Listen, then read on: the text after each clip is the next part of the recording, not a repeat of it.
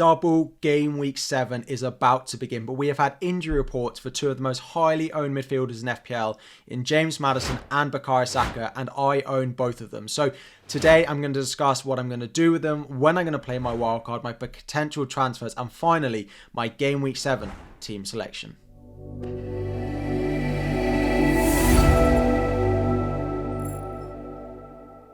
What is up everyone, FPL Harry here, and today it is my game week 7 team selection time. Here we're going to have some talk about some big injuries that we've got going on. Before we dive in, 2,000 likes on the video is always the aim. Subscribe if you are new around here as well. Thank you all so much for your support. It has been a roller coaster week. A quick review of game week 6, how it went for me. I scored 75 points. I was on a pretty big red arrow until that Newcastle game kicked off, and it did get a little bit better for me. I don't quite have Kieran Trippier, but I did have Sven Botman and Fabian Schär in my squad, so pretty pleased with those two. Estupiñán in my defence as well, getting a return. It was an assist, no clean sheet, but still happy enough with him. In my midfield, James Maddison came in with 9, but I didn't have Heung-min Son. Fernandes I kept, he scored 10.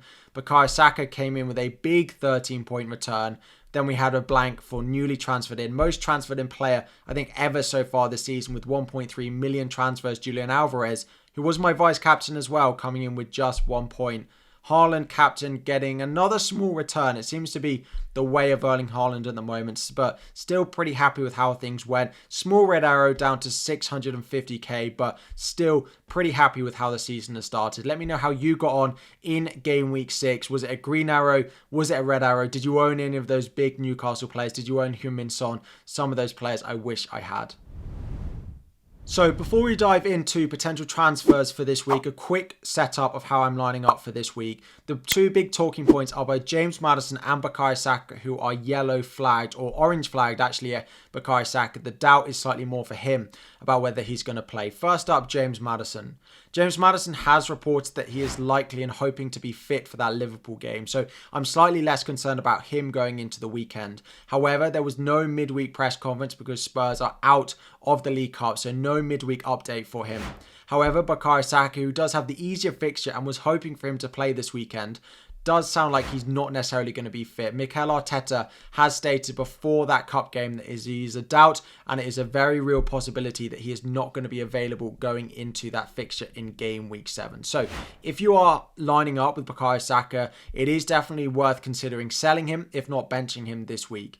Looking at the Arsenal fixtures over the next few weeks, even after Bournemouth, if he's not going to play that one, Manchester City, Chelsea away, Newcastle away, 3 of their next 4. Now, you probably think, well, that Chelsea fixture is not that difficult for him, but Chelsea, although are not looking great, they're not conceding loads of goals. They have Manchester City in there and then Newcastle as well. It is a difficult run, so if Bukayo Saka is out, I definitely think selling him is a possibility this week. So there are 3 real possible transfer plans for me going into this weekend, depending on an update. Now, I am going to leave this transfer right until Saturday morning on my deadline stream because I need as much potential time to hear of Bukayo Saka's injury, how long he's going to be out for, as I possibly can. At time of recording, we haven't had an Arsenal press conference again, so I am going to just wait right up until the deadline to hear exactly how long he's going to be out for. The first transfer I could do is actually a transfer I planned on making in game week 8. I could just make it this week. Now, selling Bukayo Saka would have been a crazy thing to do, but that fixture run, I do think that Son Heung-min will outscore him from game week 8 when their fixtures look really nice. Luton away, Fulham at home, Crystal Palace away. I could just make that transfer a week earlier. Son for that fixture run looks almost essential if he is going to be playing up front. I do think that selling Bukayo Saka and then buying him back later was a risk that I was willing to take. So I could just move that transfer 1 week further forward, move Bukayo Saka out going into game week 7. Play Son despite a difficult fixture at home to Liverpool. I still think he can do well in that fixture anyway.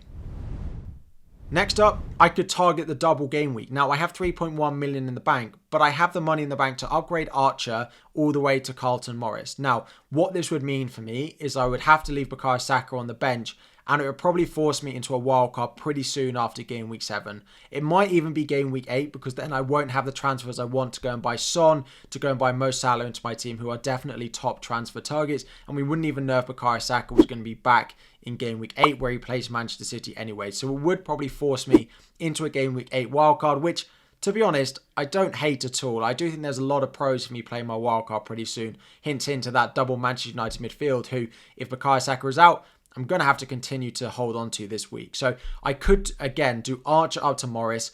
It would allow me to bench Bukayo Saka this week, get a little bit more news of how long he's going to be out. And if he is out still for game week 8 onwards, I can easily just wildcard going into game week 8, which I think is a very reasonable strategy for me anyway. And then transfer option number 3 is just based off if we get actual news that Heung-min Son might be available for the Bournemouth game. I could do what I plan to do this week, which is sell one of my double Manchester United midfield and go and buy Son Heung-min this week anyway. I don't love double Manchester United midfield. I think having one of them for these fixtures that they've got coming up is absolutely fine. It is a little bit of a difficult decision exactly which of them I want to sell this week. Fernandes got the return last week, but it was a volley that you can't replicate every game. Rashford has been good, but he looks very low on confidence. He looks a little bit selfish. I'm not loving the way he's playing actually so far this season. So at the moment, I think I would probably sell Marcus Rashford. I'd keep Fernandes just for the set pieces, the penalties that we know he has. So right now, I'd probably sell Marcus Rashford and I would move to Son if we get news that Bukayo Saka is actually going to be fit and available for Bournemouth. But as we saw with the quotes here from Mikel Arteta, it does seem very unlikely that he's going to be back available. So the other thing that I could actually do this week, and I do think it's a little bit late for me to do it, is play my wildcard going into game week 7. Now, if I'd have played it, and actually my dad is playing his wildcard in game week 7, and we activated it for him on Sunday evening, the amount of price changes that he has already caught on his wildcard is crazy. The likes of Salah, Son, like Matty Cash, so many of these already gone up in price that if I play it this week, I do feel a little bit behind the curve. So I don't think I'm going to wildcard in game week 7 unless the likes of Maddison is also out. We hear Julian Alvarez is not going to play for Manchester City and Bukayo Saka is out. Then maybe it forces my hand into a wildcard this week. But I do think the chances are that that won't happen. If I'm going to wildcard soon, I'll do the Morris transfer in and then potentially move and play my wildcard in game week 8. So looking at my lineup for this week, we are sticking with Pickford. Surely this is the week Pickford gets something. Luton at home this week, Turner on the bench at home to Brentford. Fingers crossed that Jordan Pickford can get my first goalkeeper return of the season. I don't hold out much hope. I'm expecting a 2 or 3 pointer when Morris, who I'm not planning on bringing in, probably scores this week.